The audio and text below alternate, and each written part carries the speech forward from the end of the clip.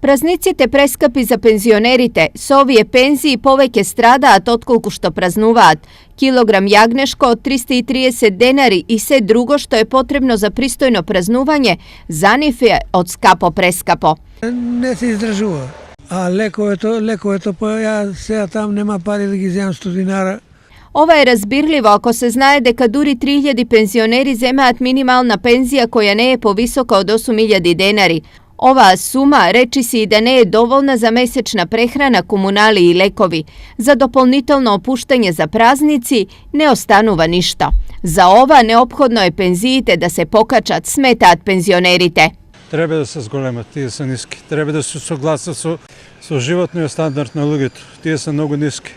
И како не треба, ја инвалидска пензија 7000 dinara, треба да се зголемат и треба на пензионерите да се укине плаќањето лековето. Тоа најважно е.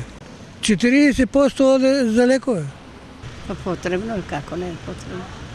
Многу се ниски. Имам голем број луѓе со многу ниски пензии. Мислам дека се ниски. Струја, сметки, храна. Колку според пензионерската математика треба да изнесува најмалата пензија за да може пристојно и да се празнува, но и да се живее? Минимално треба 20, а од 20 нагоре више. Најмала пензија треба најмала од 20 да биде. А он што ќе земе 6 ќе земе, ќе на лекар, не остане ништо. Добро е повечко, али кого нема. 15.000 са добро. Нема шо. За старите. За сам, да. Ако е оболен човек, ако не му се сто, толку да му дадат.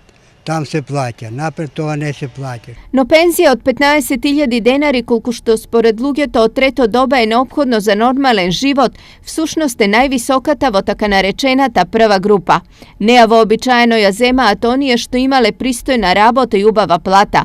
Такви во регионот се околу 12.000 пензионери. Останатите 18.000 се растргнати меѓу желбите и можностите и најчесто се лишуваат од многу работи. Најмногу се куси од празници.